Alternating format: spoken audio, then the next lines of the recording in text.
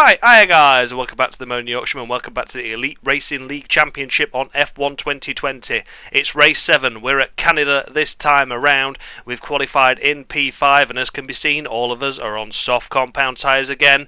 It's like China, repeating itself. It's going to be a wet start to the race, but thankfully it won't be wet throughout the entirety of the race. We are hoping it will dry up in the early stages of the race, but that remains to be seen. It's intermediate tyres for now. We're in P5, we're waiting for the 5 lights to go out, and it's away we go. We've got Brent ahead, we've got Nick Minty ahead as well in the racing point, we've got Don the man and Jamie behind us, and we're going to look like we're going to have the move done on Brent, are we? No, we're back out of that move. We've got Dom round us outside, Jamie to the inside there at turn 1. We've still got someone up us inside. I think that's Jamie. Yeah, it is Jamie in the Red Bull with Don the man behind. We've maintained P5. It was a strong getaway off the line, but the second phase of the start didn't go our way, and we had to back out. We weren't fully alongside Brent to be able to make a move. So P5 it is for now. That'll do, Donkey. That'll do. We've got Don the man behind us now. He's made a move on Jamie. So we're P4. Just a little touch of the grass there, as can be seen, just as we were coming off the curb on the inside. Gives us a snapper oversteer, but thankfully we gathered that up. And we're P5 at the moment. All line astern, keeping it nice and tidy, nice and clean as well at the moment. Another snap of oversteer there. We've gone for a dry setup on the car, of course, because we're hoping it's going to dry up fairly soon. So we didn't want to go for a wet setup and compromise the entirety of this race. But with a full fuel load and of course a dry setup on a wet track, it's a bit tricky at the moment. As can be seen there, Don the man I think has a half spin or an almost spin. Jamie behind has now got ahead of him, so Jamie is the car directly behind us, but a couple of seconds gap to them, and we're already sort of in no man's land, aren't we, as the top 4 start breaking away. We've got a warning for exceeding track limits already, 3 of those, and it's a time penalty of 3 seconds. Joseph sets the fastest lap at the moment. That's because he's the leader, and we jump to lap 4. We're gaining on Brent, DRS enabled. That means that the FIA have declared this technically a dry race, or at least safe enough for the DRS to be enabled, which means it is going to be drying up the track very shortly, if not already, and I think we're all going to start diving into the pits here. I get DRS on Brent, but I'm not going to be using that to my full effect, because in I go to the pits. So does everyone else. Everyone else follows in, and I'm hearing there's some kerfuffle in the pit lane. There's a bit of confusion. Both racing points have come into the pits at once. That's blocked Joseph. Look, there you go. One racing point just gets released as the other one comes in, and Joseph just gets released there, but he's come out behind Brent. So we get out ahead of Nick as a result of all that racing point fiasco there with the double stack. They had to do it. They had to do it. The track was dry. If they'd have gone round for one more lap, one of those cars, they'd have been in deep doo-doo. We've got Gomez there in the Williams at the moment, P4, P3, wherever he is, but he's tumbling down the order. He stayed out for an extra lap on the Inters, hasn't worked out for him. So it is calamity for Joseph Plantpot at the moment, because he has lost position to Dominic Orlando in the other racing point that got the speedy pit stop, and he's lost out to Brent as well. We've gained on Nick, of course. He had a terrible pit stop there. Had to wait for Don to get serviced, and then had to wait for his mechanics to get his tyres out and get him serviced as well. So a long stop by Nick, but we are in P4 with that overall. Anyway, we're not P4 at the moment, we're currently P7, because there's still some other cars that haven't yet pitted, and here they are.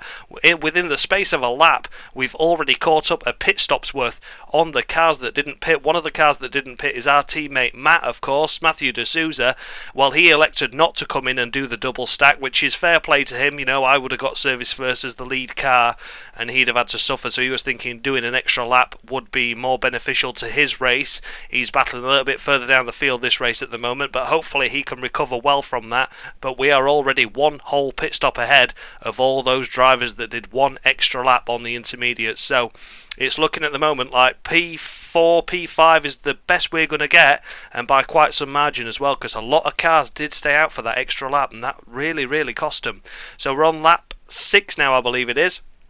About to start lap 7, we've got DRS on Brent, a double DRS in fact, because that's how Canada works. You get a toe down the back straight, a toe down the start finish straight as well. Looks like we're going to try and go for a cheeky move up the inside here. Was this start lap 7? Yes. Oh, it was very half-hearted, and I back out of it. I just wanted to show my intent there on Brent, because I can see Nick is coming on the medium tyres, of course. He's recovering from that really slow pit stop he had as a result of no fault of his own, really, which is a big shame for Nick. Really quick this this year. He's already had a win, of course, at China, and for him to lose out on a potential podium so early in the race due to no fault of his own is a massive, massive shame for him. But as we jump to lap 9 now, Nick is on the back of me. Brent's broken away. That was really my last challenge on Brent there. I had no offerings for him after that. I was starting to run low on overtake and on fuel, so I backed out of it. Nick's coming. Now what do I do here? I can really be a dick here and defend a lot, or I can just admit the better part of valour and think, yeah, Nick's got it. I've not put up too much of a fight there.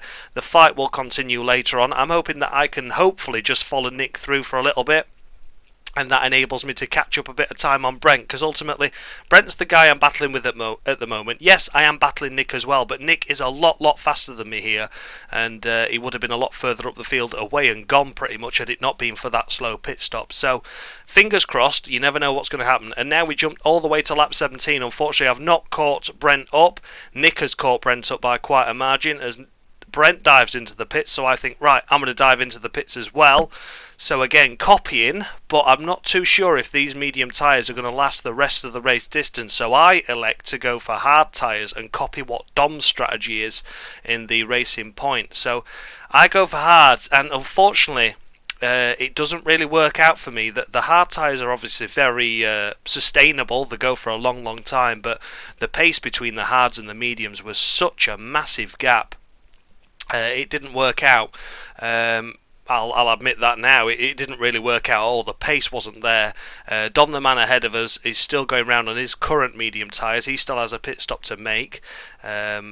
So yeah, we'll gain on him. But this was the point where I realised, jumping a bit further into the race, that it hasn't really worked out, because Nick stayed out a lot longer on his really old mediums, pitted again, so naturally I came out ahead of Nick, and then Nick just caught me straight back up again, no questions asked, and here he is back on the back of me once again. So he's going for a really fast run to the end of the line. He wants 14 quick laps here to try and gain as much as he can on the cars ahead. So he's got a big deficit to make up from me and Brent, because as you can see, the gap, me and Brent were only a couple of seconds apart, and that gap's gone to over 17 seconds now as Nick breezes past us again. I make it a little bit more awkward for him this time, because I know there's no more round of pit stops to come, but at the same time, I want to finish this race. I want to bag some points. I've not done a really good job there with strategy, unfortunately. The medium tyres would have got me to the end, but I didn't have confidence that they would have sustained pace. I know they wouldn't have punctured or anything daft, but I didn't think they were going to have the durability to be able to keep the pace up for as long as they did. But they did. So there you go, one of those things.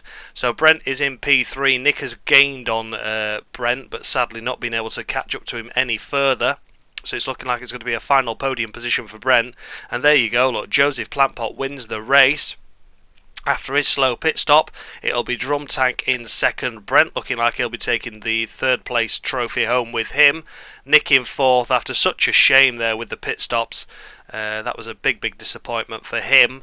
And we're going to be P5. A lot of penalties around us as well by a few seconds. So maybe had we closed the gap and maybe had we pitted for the mediums, that could have come into effect, because we've managed to keep ourselves clean and tidy. We got a couple of warnings, but we never got a 3-second time penalty. So that's a big boost to us. You know, we kept it on the road, and we drove within the track limits to not get any penalties, so no FIA taking things off of us and giving us time penalties, which is nice. We've got yellow flags ahead. I believe that's a back marker that's just spun at the last corner there, and we crossed the line in another P5. Another solid result, another 10 points on the board. P5 is my usual pace anyway, so to be P5, really happy with it. A bit disappointed that the strategy went wrong. Our driver of the day is Matthew D'Souza, our teammate. Congratulations, Matt, thoroughly deserved on that. So there you go, look, it was Joseph from Dominic Orlando from Brent. Great podium there, deserving top 3. Like I said, shame that Nick missed out there, but that's racing. Sometimes you have to do the double stack, and yeah, had he not pitted and gone another lap, he would have lost out a lot more as well, so I'm sure the result would have still been the same. But there you go, they're celebrating with the champagne. We're celebrating another solid points finish, and not getting a penalty as well, it must be said. So yeah, thank you so much for watching, guys. Our teammate Matt finished there in 7th. Good result overall. So I'll see you all next week for the next round. Thanks a lot for watching, guys, and much love.